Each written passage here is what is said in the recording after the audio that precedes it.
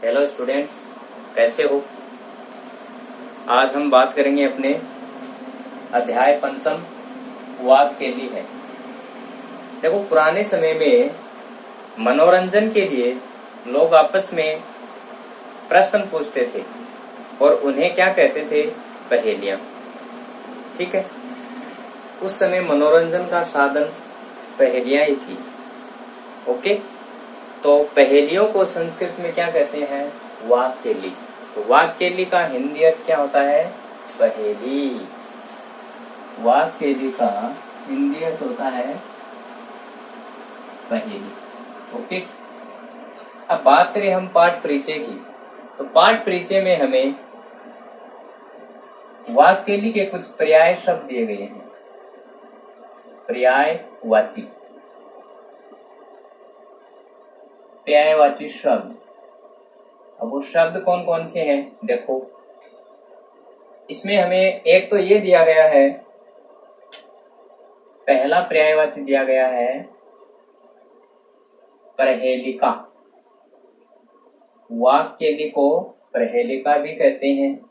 दूसरा दिया गया है प्रहेवलिका, प्रहेवलिका भी कहते हैं। और तीसरा दिया गया है उक्ति वैचित्र्यम, उक्ति वैचित्र्यम। ये तीन पर्याय शब्द यहाँ हमें दिए गए हैं जो आपको अच्छे से याद करनी है। ठीक है, इनके अलावा पहेलियां दो प्रकार की होती हैं। पहेलियां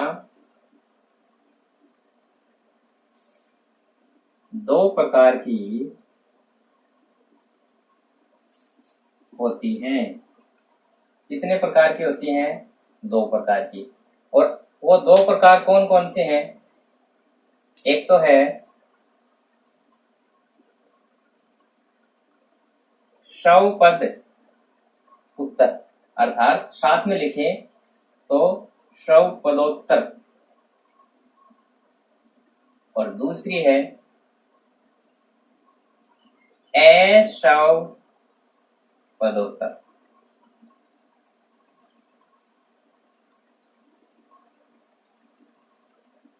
ओके, पहेली।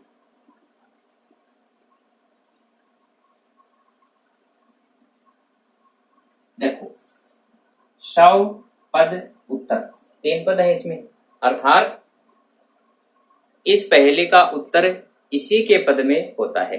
ओके, पहेली का उत्तर उसी पद में होता है। दूसरा क्या है, अशव पद उत्तर, अर्थात जिस पहेली में उसका उत्तर नहीं हो उसे हम अशव पद उत्तर पहेली कहते हैं। ठीक है, तो पाठ परिचय में क्या क्या याद करना है एक बार दोबारा देखो। वाक्यली का अर्थ होता है पहेली, याद कर लेना अच्छे से।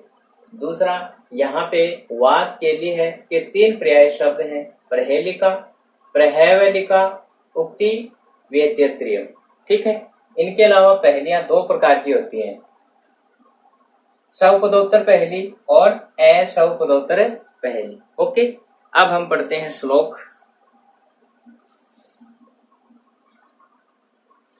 ये अपना पहला श्लोक है। देखो, कस्तूरी का अर्थ क्या होता है, कस्तूरी ही होता है। जायते उत्पन्न होना, जायते का अर्थ क्या हो गया, उत्पन्न होती है। ठीक है, कस्मात कहां से, कस्मात का अर्थ होता है कहां से। ओके, को का अर्थ होता है कौन, हंती मारता है, हंती का अर्थ क्या होता है, मारता है। परिणाम हाथियों के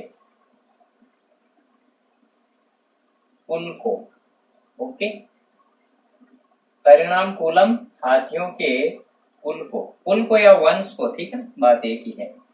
आगे देखो, किम का अर्थ होता है क्या, कुर्यात करता है, कातारह है कायर, युद्धे युद्ध में, आगे मृगात, मृगात का अर्थ होता है हिरण, ठीक है।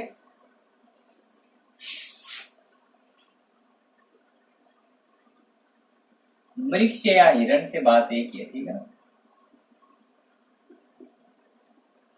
मृग से, सिंह है, सिंह का सिंह है या शेर, पलायते भागता है, पलायते का अर्थ क्या होता है, भागता है। अब देखो, ये जो श्लोक है, इसमें प्रथम 3 चरणों में 3 प्रश्न पूछे गए हैं, 3 पहेलियां पूछी गई हैं। पहला देखो, कस्तूरी जायते कस्मात, कस्तूरी का अर्थ होता है कस्तूरी, जायते उत्पन्न होती है, कस्मात कहां से, कस्तूरी कहां से उत्पन्न होती है, पहला क्वेश्चन, ठीक है। कस्तूरी कहां से उत्पन्न होती है। दूसरा देखो, को कौन हंती मारता है, हरिणाम हाथियों के कुल को, हाथियों के कुल को कौन मारता है, कौन नष्ट करता है। तीसरा प्रश्न देखो, किम क्या कुर्यात करता है, कातारा है कायर, युद्धे युद्ध में, कायर कायर युद्ध में क्या करता है। अब आगे जो चौथा इसका चरण है, इसमें इनके आंसर दिए हुए हैं। देखो, पहला ये है प्रश्न, कस्तूरी कहां से उत्पन्न होती है, मृग से, हिरण से ही होती है ना, ये इसका आंसर हो गया। दूसरा देखो, हाथियों के कुल को कौन मारता है, तो 2 नंबर पे क्या है, सिंह है, सिंह मारता है, शेर ही मारता है ना हिरणों को, सॉरी हाथियों को शेर ही तो मारता है। तीसरा, कायर युद्ध में क्या करता है, भागता है, पलायन करता है, ओके, भागता है या पलायन करता है, बात एक ही।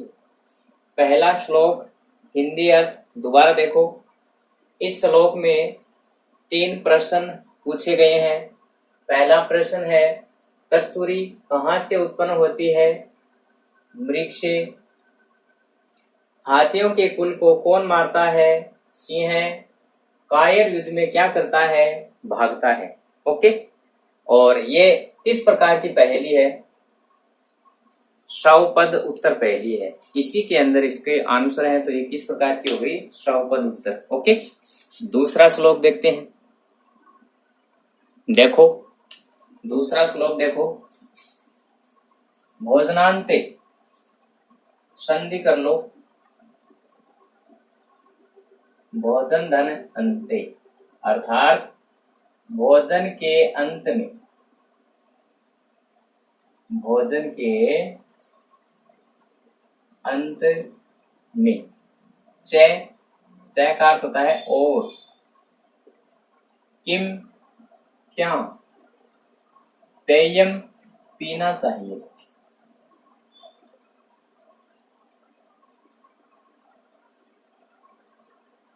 ओके।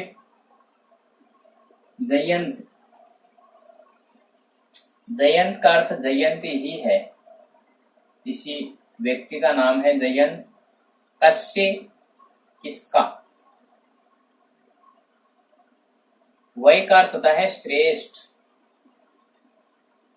सूत है उत्तर, सूत का अर्थ क्या होता है, उत्तर। कथम कैसा, विष्णु पदम, विष्णु का पद, या विष्णु पद भी बोल सकते हो एक साथ, विष्णु पद। प्रोक्तम कहा गया है, कहा गया है।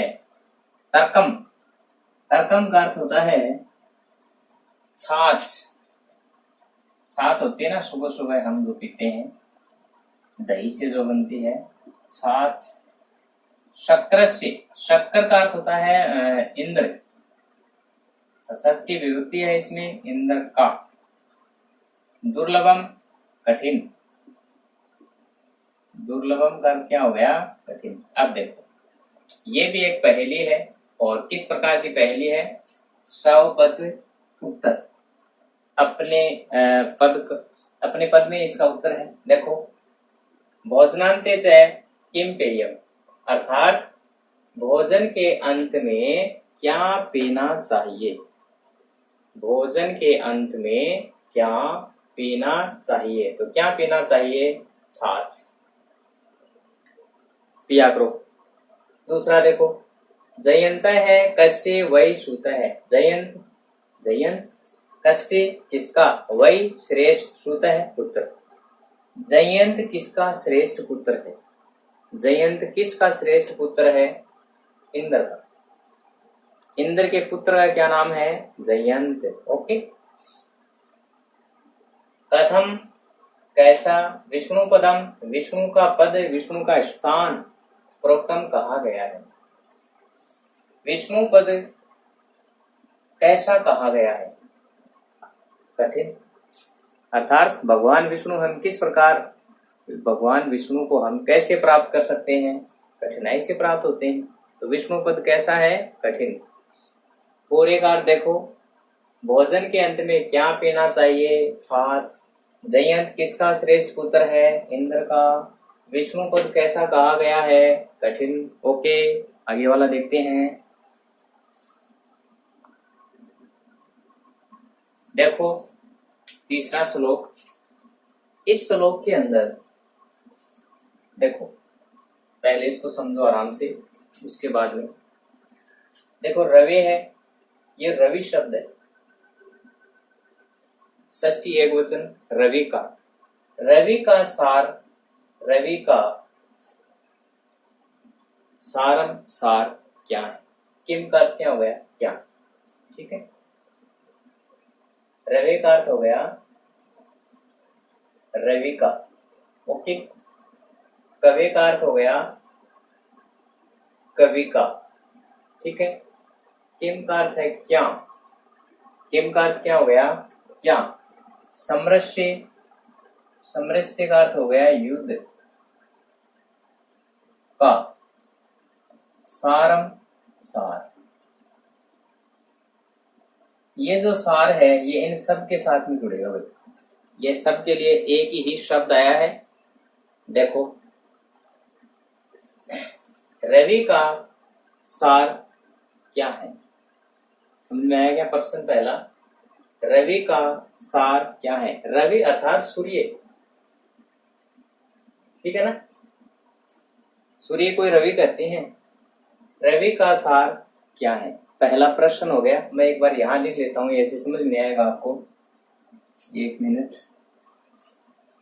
पहला है सूर्य, लिख लेते हैं, सूर्य का सार क्या है, ठीक है। अब इसमें देखो दूसरा, कवि का सार क्या है, कवि का सार क्या है। तीसरा इसमें दिया गया है, युद्ध का सार क्या है, युद्ध का सार क्या है, ठीक है। 4 नंबर दिया गया है, 3 ही है, ठीक है, 3 ही है ऊपर वाले में। अब देखो नीचे जो ये लाइन दी गई है ना, भा का अर्थ होता है प्रकाश, क्रांति, और गी का अर्थ होता है वाणी, भाषा, वाणी या भाषा। रथी, रथी का अर्थ होता है वीर। ओके, तो ऊपर जो ये जो 3 प्रश्न पूछे गए हैं, ये यहाँ पे इनके आंसर हो जाएंगे। सूर्य का सार क्या है, प्रकाश। कवि का सार क्या है, वाणी या भाषा। युद्ध का सार क्या है, वीर। ओके। अब देखो यहाँ पे कृषेर भयम किम, किम अर्दंती, यहाँ पे थोड़ा सा विच्छेद करो।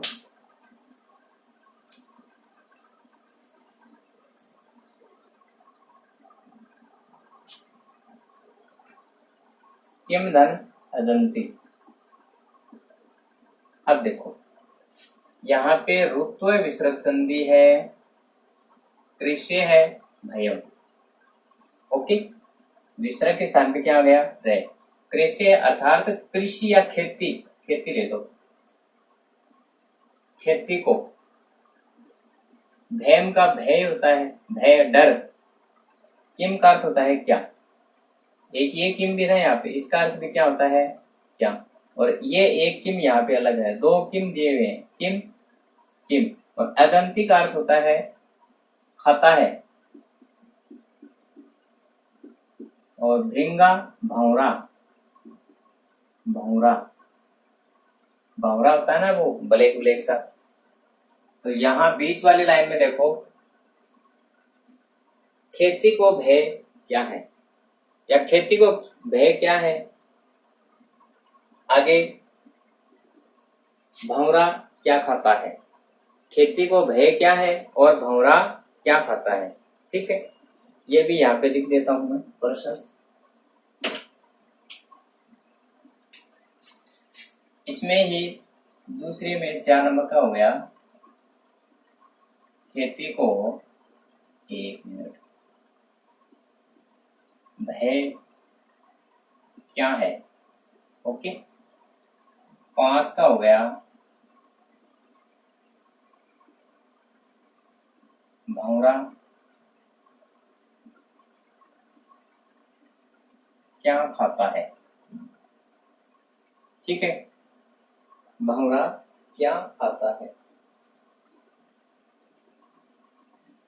अब देखो आगे, देखो रथी, ई की मात्रा छोटी करेंगे, उसका अर्थ क्या होता है वीर। तो इसमें से एक ई भी निकलेगी ना यहाँ पे, और आगे क्या है ती, तो इति, इतिये है। इतियां जानते हो क्या आप, इतियां।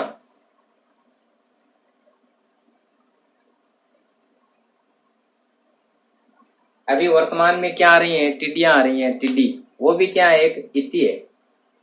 अत्यधिक बरसात हो जाए वो भी क्या होती है, इति होती है। अनावृष्टि, बरसात नहीं हो, ओलावृष्टि, इनसे क्या होता है, फसल से नुकसान होता है, और उसे हम क्या कहते हैं, इतियां कहते हैं। पक्षियों का प्रकोप, जैसे अभी टिड्डियां आ रही हैं, टिड्डी, कई बार अत्यधिक तोते आ जाते हैं, उनका भी प्रकोप होता है, वो भी क्या होती है, एक इति होती है। ओके, तो कृषि या खेती को भय क्या है, इतियों का। ठीक है, इतियों का डर है ना। भौरा क्या खाता है, तो आगे क्या दिया हुआ है, रस। तो भौरा वैसे तो रस पीता है, लेकिन यहाँ पे अदंती का अर्थ खाता ही होता है, तो हम भी क्या लिखेंगे, खाता है, रस। भौरा क्या खाता है, फूलों का रस। ठीक है, बीच वाली लाइन क्लियर। अब देखो सदा भैम, यहां पर संधि करनी पड़ेगी आपको, यहां लिख रहा हूं मैं एक बार, सापे भयम,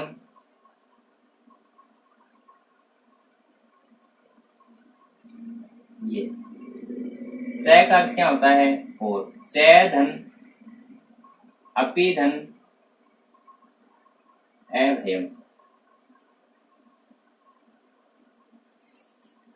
चय अपि अभयम। ओके, ये 2 बार लिख दीजिए, ये एक नहीं आएगा। चय का अर्थ होता है और, अपि का भी, अभय जिसको डर नहीं हो वो क्या होता है, अभय। केशाम किनको, केशाम का अर्थ क्या होता है, किनको। अब यहाँ पे 2 प्रश्न बन रहे हैं, देखो सदा का अर्थ क्या होता है, हमेशा, हमेशा, ये मिटा रहा हूं, हमेशा भय किसको रहता है। पहला प्रश्न, हमेशा भय किनको रहता है? ओके, तो यहाँ पे 6 नंबर का प्रश्न बन गया।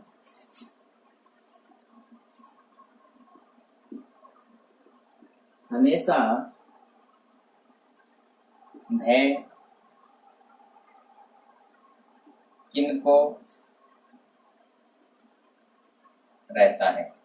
ओके, और आगे देखो अभय भी तो दिया हुआ है, तो हमेशा अभय किनको रहता है? ये 2 प्रश्न यहाँ पे पूछे गए हैं।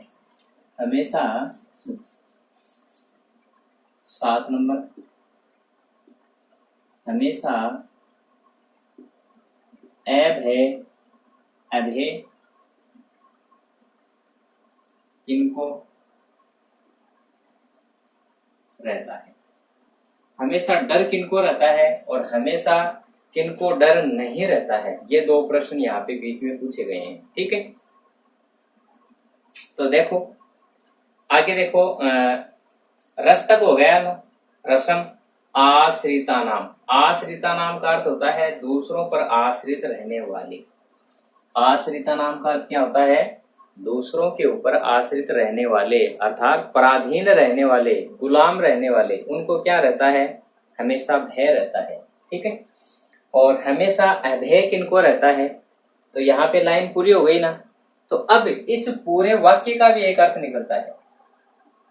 ये जो एक वाक्य है इनका एक अर्थ निकलता है। देखो, भागीरथी, भागीरथी का अर्थ क्या होता है? गंगा। भागीरथी, तीर, तीर का अर्थ क्या होता है? किनारा। सम, समीप, आश्रिता नाम, रहने, आश्रय, आश्रय लेने वालों को। ठीक है, अर्थात गंगा के किनारे रहने वालों को हमेशा भय किनको नहीं रहता है? गंगा के किनारे रहने वालों को। तो एक बार मैं आपको दोबारा इसका अर्थ बताता हूं। देखो, यहाँ पे 3 शब्द दिए हुए हैं, रवे, कवे, समरस्य। तीनों के साथ में हमें क्या लगाना है? सार। सूर्य का सार क्या है? तो भा का अर्थ क्या होता है? प्रकाश। तो इसका आंसर क्या हो जाएगा? प्रकाश। सूर्य का सार क्या है? प्रकाश। ठीक है, दूसरा, कवि का सार क्या है? वाणी या भाषा। ठीक है, वाणी या भाषा। तीसरा, युद्ध का सार क्या है? वीर। यहाँ पे ये तीसरे का आंसर क्या हो गया? वीर। खेत, और फिर यहाँ पे देखो, कृषि है भयम किम, खेती को भय क्या है? खेती को किन से भय रहती है? इनसे रहता है, इतियों से। तो इतियां या फिर इतियों से, इतियों से। ठीक है, और एभयम च केसाम, अच्छा ये है क्या? हाँ, भंवरे क्या खाते हैं? तो भंवरे रस। इसका आंसर क्या हो जाएगा? रस पीते हैं। भंवरे रस पीते हैं। हमेशा भय किनको रहता है? पराधीनों को, पराधीनों को, जो दूसरों के अधीन रहते हैं उनको हमेशा क्या रहता है? भय रहता है। और आगे, हमेशा भय किनको नहीं रहता है? गंगा नदी के किनारे रहने वालों को। ठीक है, गंगा के किनारे रहने वाले लोगों को। ओके, शायद आपको समझ में आया होगा श्लोक अच्छे से। नहीं आए तो कमेंट कर देना, मैं बता दूंगा आपको। आगे वाला श्लोक देखो। देखो, सीमंतिनी का अर्थ होता है स्त्रियों में, स्त्रियों में। का कौन, शांता, शांता, और शांता का अर्थ होता है पवित्र। ओके, राजा, राजा का अर्थ राजा ही होता है। 1 मिनट,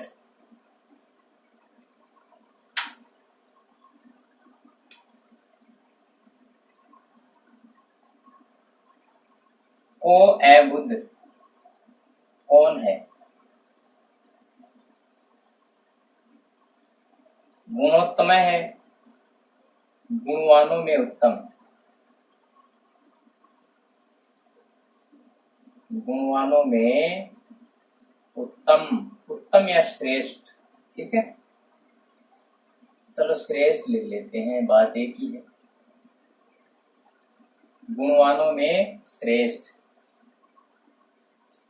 विद्वत भी है, अर्थात विद्वानों द्वारा, विद्वानों द्वारा का कौन सदा हमेशा वंदनीय, वंदनीय पूजनीय, वंदनीय। ओके, अत्र एव धन उक्तम, ये तीन शब्द यहाँ पे मिले हुए हैं। अत्र का अर्थ होता है यहाँ, एव का अर्थ होता है ही, उत्तम का अर्थ होता है कहा गया है, कहा गया है। न का अर्थ होता है नहीं, बुद्धियते का अर्थ होता है जानता है। अब देखो, इस पहेली में हमें 3 प्रश्न पूछे गए हैं। पहला प्रश्न है, स्त्रियों में शांता कौन है?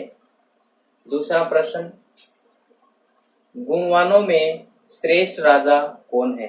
गुणवान राजाओं में भी श्रेष्ठ राजा कौन है? तीसरा, विद्वानों द्वारा हमेशा वंदनीय कौन है? विद्वानों द्वारा हमेशा वंदनीय कौन है, पूजनीय कौन है? यहां ही कहा गया है नहीं जानता। देखो, अब देखो, यहाँ पे जो प्रथम अक्षर है और लास्ट है, इनसे मिलके इनका आंसर बनेगा। स्त्रियों में शांता कौन है? सी, और आगे क्या है? ता। इसका आंसर क्या हो जाएगा? सीता।